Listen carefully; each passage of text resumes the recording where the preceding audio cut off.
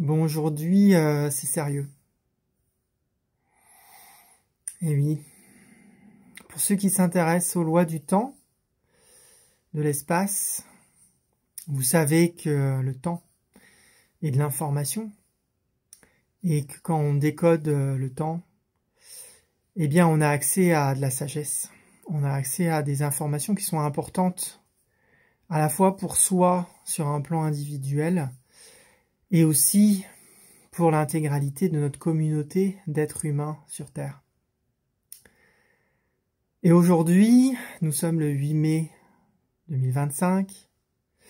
Dans le synchronomètre Maya et la sagesse galactique qui a été dégodée par José Arguelles, le serpent rouge rythmique de ce jour, dans cette journée où on fête la paix, dans un monde qui n'est absolument pas en paix,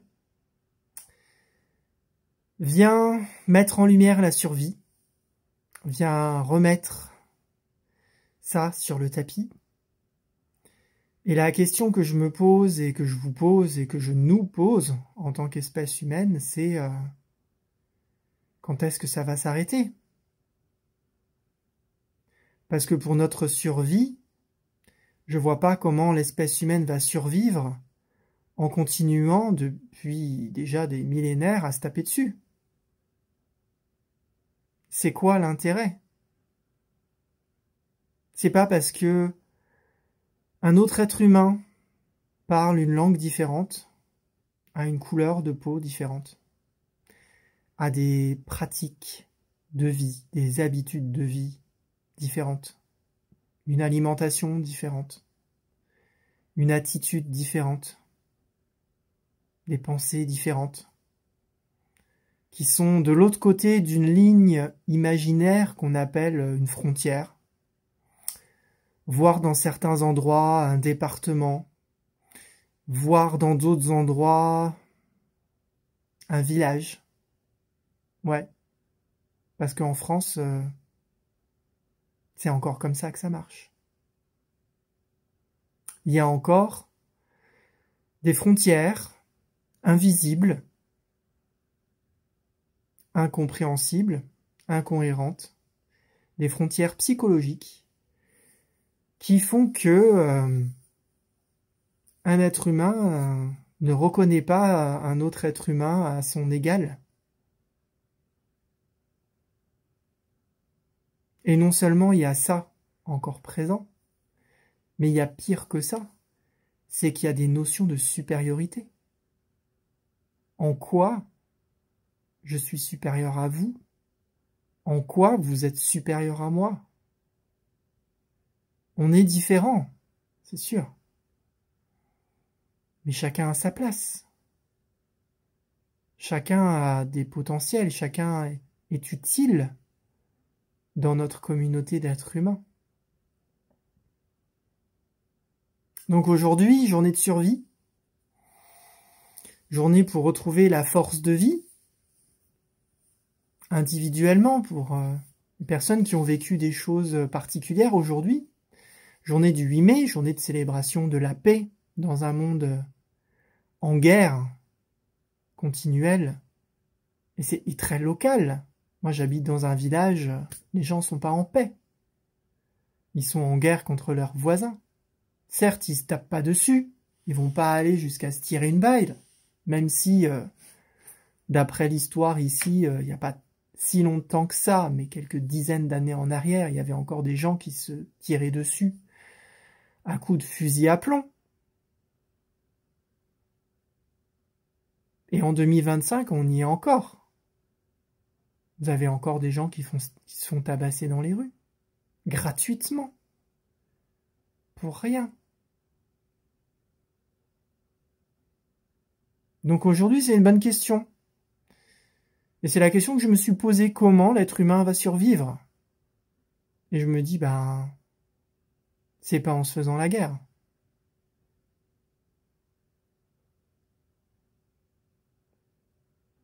Bon, j'espère que ça parlera. Moi, ça me parle, puisqu'en plus, aujourd'hui, il n'y a pas de hasard, les choses sont toujours bien faites. Et j'avais prévu d'aller faire une randonnée avec une copine. Et en fait, on n'a pas pu la faire. Parce que je suis de nouveau tombé en panne. Depuis 7 mois, j'avoue que c'est assez fréquent. Que ma voiture est mon médium. Qu'elle me transmet des messages. Et justement, à cette personne, je lui ai indiqué, je dis, bah ouais, on est quand même le 8 mai, journée de célébration de la paix dans un monde en guerre, donc journée de libération potentiellement de ces habitudes guerrières, voire meurtrières, mais en tout cas de conflits, ça c'est certain, et qu'on devrait célébrer plutôt toutes les actions qui vont dans le sens de la solidarité, de l'entraide, du soutien mutuel, multiculturel, au-delà des frontières et du soutien international que des gens font, parce que ça existe aussi. Tout le monde n'est pas forcément en guerre sur cette planète. Il y a quelques rares personnes qui ont compris ça depuis longtemps et qui portent ça en elles. Mais on n'y est pas encore, la majorité des gens n'y sont pas encore. Et du coup, je lui disais que moi, ça me parle beaucoup en fait. Toute ma vie, j'ai été en lien avec du conflit, tout le temps, tout le temps, tout le temps. Moi-même, hein, quand j'étais petit, j'ai créé du conflit, hein, bien évidemment. Je suis pas un ange. Mais depuis longtemps, j'ai compris que ce serait bien d'en sortir quand même. Et ça fait longtemps que je suis sorti de pas mal de choses en termes de conflit. Et maintenant, comme j'en suis sorti, ben, j'essaie d'accompagner le plus de personnes possible à faire comme moi, à sortir de ça.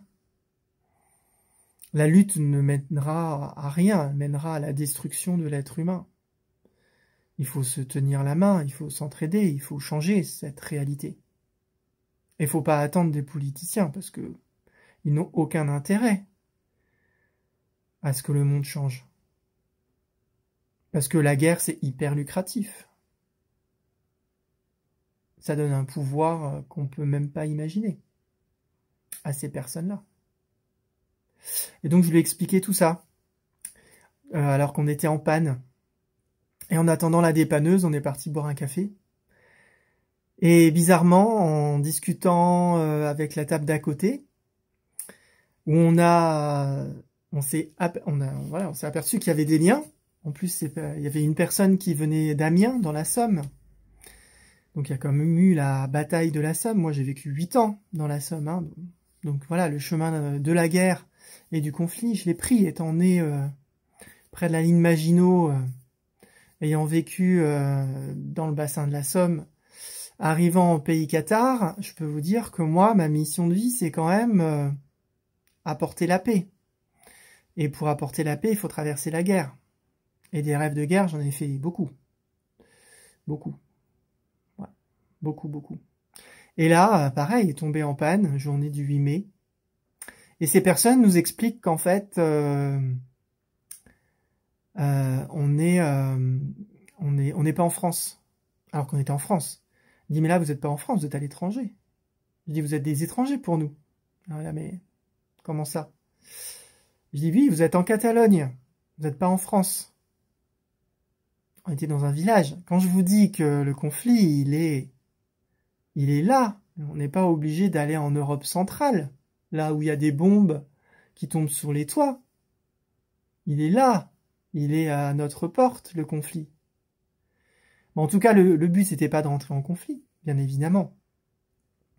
Mais on a eu l'information qu'on était du coup dans un autre pays. Et on est tombé en panne, bizarrement, là où avant, il y avait la frontière, enfin une partie de la frontière, évidemment, la frontière n'était pas juste là où il y avait ma voiture, mais en tout cas sur la ligne de la frontière, on est tombé en panne, entre la Catalogne et la France.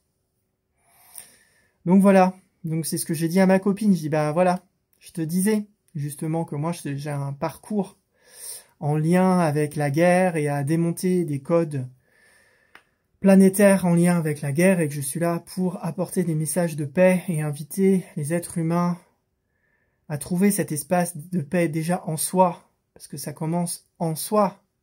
Je vous demande pas d'aller faire la bise avec le voisin que vous pouvez pas voir. Je vous demande de faire la paix en vous par rapport à votre voisin. Déjà, ça, ce serait énorme. Et ce serait génial. Et donc voilà, c'est ce qui m'a motivé aujourd'hui à faire cette vidéo, à vous retransmettre cette sagesse des Mayas, en lien avec la survie, en lien avec la guerre, avec le conflit, et une clé pour en sortir. Et la clé, elle appartient à chacun d'entre vous. Et cette clé, c'est de trouver la paix en soi. À chaque fois que vous êtes irritable, à chaque fois que vous êtes énervé, à chaque fois que vous êtes contre tout le monde, contre vous-même, fermez les yeux, respirez profondément et retrouvez l'espace de paix qu'il y a à l'intérieur de vous. Parce que la paix a toujours été là. Et elle sera toujours là. Mais c'est à chacun d'entre nous de choisir d'être dans cet espace.